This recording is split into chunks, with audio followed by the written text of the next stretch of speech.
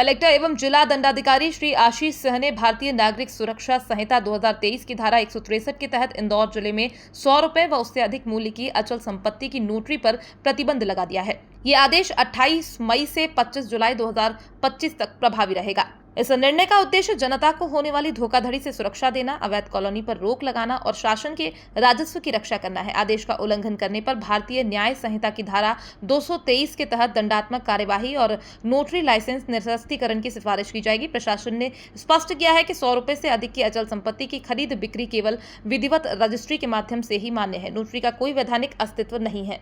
देखिए, अवैध कॉलोनियाँ इंदौर में ना बनने पाएँ और उसकी वजह से जो समस्याएं उत्पन्न होती हैं उनको पूरी तरीके से रोका जा सके, इस पे हम लोग बहुत गंभीरता से काम कर रहे हैं। ख़ास तौर पर जो अवैध कॉलोनियों के लिए रजिस्ट्री होती हैं उनको हम लोगों ने तकनीक के माध्यम से, जो हमारा पोर्टल है समता का, वहाँ से हम लोगों ने आंकड़े निकलवाए और वहाँ से प्रकरण दर्ज करके अभी तक 58 प्रकरणों में हम लोग FIR दर्ज कर चुके हैं, कॉलम 12 में एंट्री कर चुके हैं। और अभी हमने निर्णय लिया था कि जो इस प्रकार से रजिस्ट्रियाँ हुई हैं लगभग 1200-1300 के आसपास, इन सभी को शून्य करने के लिए हम लोग दावा भी सिविल कोर्ट में लगाएंगे।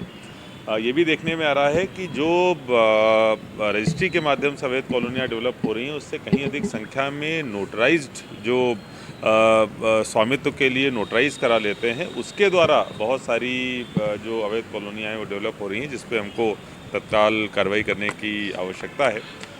इस संबंध में जो नियम है वो ये कहते हैं कि कोई भी अचल संपत्ति जो 100 रुपये का नियम है, अगर उससे अधिक की है तो उसको रजिस्ट्रीकृत ही कराना पड़ेगा। किसी तरीके से नोटराइज जो है वो नहीं कराया जा सकता है।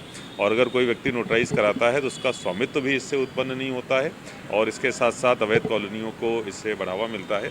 तो हम लोगों ने निर्णय लेते हुए एक प्रतिबंधात्मक आदेश BNS की धारा 163 में निकाला है कि अगर कोई नोटरी अचल संपत्तियों को, स्वामित्व को दिखा के नोटराइज करता है तो ये पूरी तरीके से गलत होगा और जो भी सुसंगत धाराएं होंगी उसके तहत हम लोग कार्रवाई करेंगे ही। इसके साथ साथ जो नोटरी का जो लाइसेंस निरस्ती है उसके लिए अनुशंसा भी हमारी तरफ से की जाएगी, जैसे भविष्य में इस तरीके की चीज़ें ना हों। निश्चित रूप से अगर नोटरियों पे हम इस तरीके से प्रतिबंध लगाने में सफल रहे तो जो इंदौर की एक बहुत बड़ी समस्या अवैध कॉलोनी की, उससे हम लोग निजात पा सकते हैं। ठीक, जब यार जब करूँ